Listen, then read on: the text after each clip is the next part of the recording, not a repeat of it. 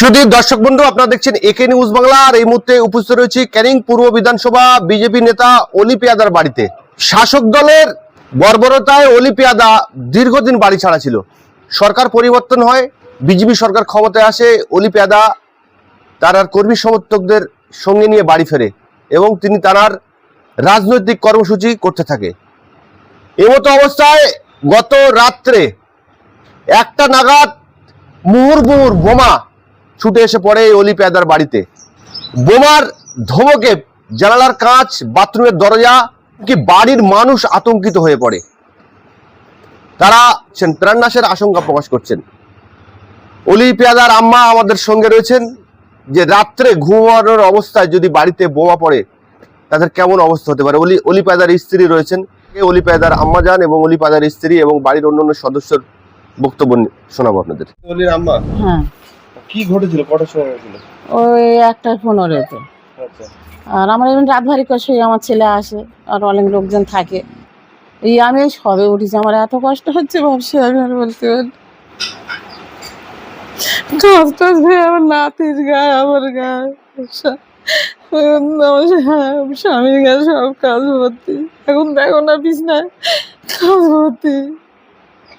অলি ভাই দীর্ঘদিন বাড়ি ছাড়া ছিলেন। হ্যাঁ, তারপরে ওই বাচ্চার জলে কদিন ধরে রাত কি দিন ধরে ছিল আমার, ঘুম আসতো না বাইরে, ঘুম ঘুমোতে বাচ্চার জলে, বাচ্চা বাড়িয়েছে শান্তিভাবে থাকবো, এই অবস্থা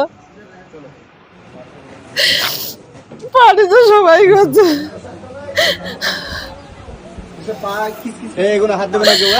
আমাদের এত কষ্ট দিচ্ছে কেন আমার ছেলের? কারা করতে পারে বলে ধারণা করছেন আপনি? আমি আর কার নাম করবো জানি না, কার নাম করবো। এখন তখন ছেলে বিজেপি করে, সবার একটু রাগ। বিজেপি করে অলি পেয়াদার পিছনে তো প্রচুর লোকজন, জনমত সমর্থ আছে তার সঙ্গে। হ্যাঁ, বাড়ি এসে সবাই এক জায়গায় আছে সব, কিন্তু আগে থেকে সব হিংসা ছিল আমার অলির উপরে যে কেন বিজেপি করছে। কিন্তু আমার ছেলে ওই পার্টি ছাড়িনি। ভয় দেখানোর জন্য করা হয়েছে মনে হচ্ছে। আল্লাহ জানে কি করে, আমি এটা বলতে পারবো না। মারার জন্য মনে হচ্ছে ওরকম কোনো অত সেই কোবরের কাজ ভেঙেছে, ফের নিচের কাজ ভেঙেছে।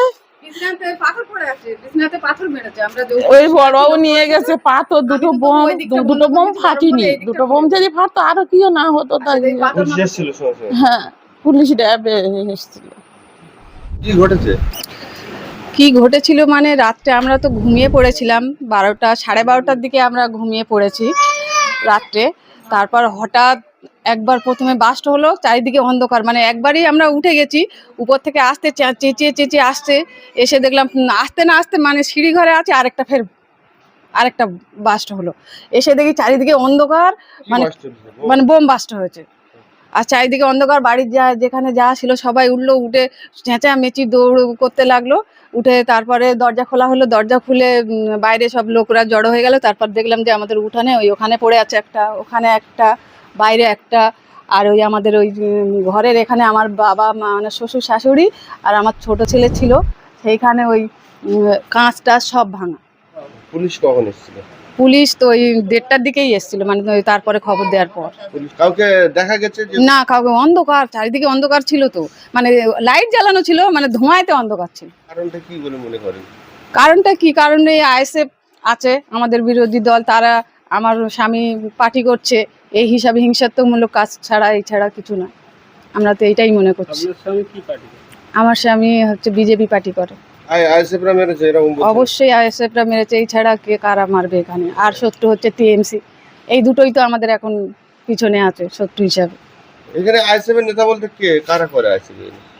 এখানে আইএসএফ এর নেতা আমি সঠিক জানি না, আরাবুল নেতৃত্ব দিয়েছে জানি, এবারে এখানকার কারা কারা আছে আমি সেটা সঠিক বলতে। হঠাৎ করে রাত্রে ঘুমের মধ্যে বোমা পড়লো, শব্দ হলো, বিকট, কতটা আতঙ্কিত মনে হচ্ছে? আতঙ্কিত মানে হতভম্ব হয়ে গেছে। আমাকে পুলিশ এসে জিজ্ঞাসা করছে, মানে পরে পুলিশে যখন আমাদের নিচ্ছে তখন মানে নাম জিজ্ঞাসা করছে, সে নাম বলতে পারছি না, মানে হতভম্ব হয়ে গেছে। নামও মনে আসছে না যে আমার নামটা কি, মানে ওনার বলছে যে তোমার শ্বশুরের নামটা কি, আমি সে মনে করতে পারছি না, মানে এতটাই হতভম্ব হয়ে গেছে।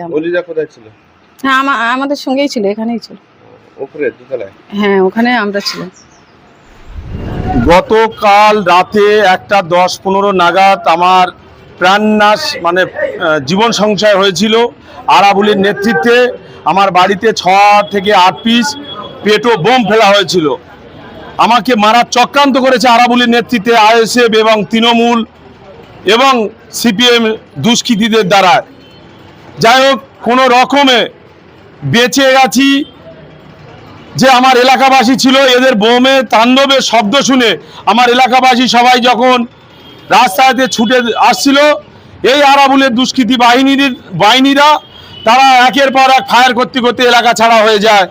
আমি আরাবুলকে হুঁশিয়ারি দিয়ে বলতে চাই, বোম বন্দুকের রাজনীতি এই ক্যানিং পূর্বে চলছে না। আগামী দিনে যা করে এসেছিলেন বর্তমানে এটা চলবে না। কারণ শ্রমিক ভট্টাচার্যের নির্দেশে, শ্রমিক ভট্টাচার্যের আদেশে ক্যানিং পূর্ব তথা পশ্চিমবঙ্গে এখানে পেনের রাজনীতি হবে, এখানে শিক্ষার রাজনীতি হবে, এখানে বোম বন্দুকের রাজনীতি হবে না। এটা আপনাকে হুঁশিয়ারি দিয়ে বলছি আরাবুল সাহেব, আপনি ক্যানিং পূর্বের মাটিতে যদি ভাঙড়ের মতন ক্যানিং পূর্বে যদি আতঙ্কিত এবং সাম্প্রদায়িক দিকে ঠেলে নিয়ে যান, আগামী দিনে ক্যানিং পূর্বের মানুষ আপনার যোগ্য জবাব দেওয়ার জন্য তৈরি আছে। কারা করেছে চিহ্নিত কাউকে করা গেছে? চিহ্নিত যা করা গেছে সেটা আমরা প্রশাসনের দ্বারস্থ হয়েছি, সেটা আপনাদের মাধ্যমে বলছি না। তবে আরাবুল সহ আরাবুলের নেতৃত্বে এই ঘটনা ঘটেছে সেটা বলে দিলাম। এই যে ঘটনা ঘটেছে, আরাবুল তো ক্যানিং থেকে ভাঙড় থেকে নিশ্চয়ই কাউকে নিয়ে আসেনি বা কাউকে পাঠায়নি, এলাকার কেউ আছে? আরাবুলির নির্দেশে এই ঘটনা ঘটেছে। তার আগে একদিন মানে হরিন্দা বাজারে একটা আমাদের বিজয় উৎসব ছিল। সেই বিজয় উৎসবকে কেন্দ্র করে আমাদের মাতৃশক্তি সনাতনীরা যারা ছিল, প্রায় 100-200 ওপরে মাতৃশক্তিরা ছিল এবং সমস্ত বিজয় মিছিলে প্রায় 2000 কর্মী ছিল। এই আরাবুলের দুষ্কৃতীরা আমাদের ওই মিছিলের ওপরে মানে প্রাণঘাতী সেখানেও আক্রমণ চালিয়েছিল। তাতে করে আমার সনাতনী মায়েরা অনেকে ইনজোর হয়েছে, তাদের ইট পাটকেল ছুঁড়েছিল বাড়ি থেকে। তাদের মানে ওই আরাবুলের যে সমস্ত গুন্ডা বাহিনীরা তারা বাড়ি থেকে রড, শাবল ইত্যাদি নিয়ে এসে আমাদের ওপর আঘাত করেছে। আমার মোবাইলটা আমার সেই দিনেও আমাকে মাথা এবং সমস্ত জায়গায় ইনজোর করেছে। আমি হাত দিয়ে ঠেকাতে গেলে আমার মোবাইলটাও ভেঙে গেছে, সেটাও আপনাদের নজরে আছে। ওরা কিভাবে আমাদেরকে তেড়ে তেড়ে এসে মারছিল সেটা আপনাদের নজরে আছে। প্রশাসনের ভূমিকা কতটা সন্তুষ্ট? প্রশাসনের কাছে আমরা অনুরোধ করব, যেহেতু আমরা পশ্চিমবঙ্গ সরকারে আছি, ল অ্যান্ড অর্ডার প্রশাসনে সক্রিয়ভাবে পালন করার জন্য অনুরোধ করব। আরাবুলের নামে কি আপনারা অভিযোগ জানাবেন থানায়? সেটা দল সিদ্ধান্ত নেবে। দলের শীর্ষ নেতৃত্ব বিষয়টা জানিয়েছেন? দলের শীর্ষ নেতৃত্বকে জানানো হয়েছে, দল সিদ্ধান্ত নেবে যে কাদের বিরুদ্ধে এফআইআর করবে না করবে, সেটা দল সিদ্ধান্ত নেবে। শীর্ষ নেতৃত্বের বর্তমানে কি নির্দেশ আছে?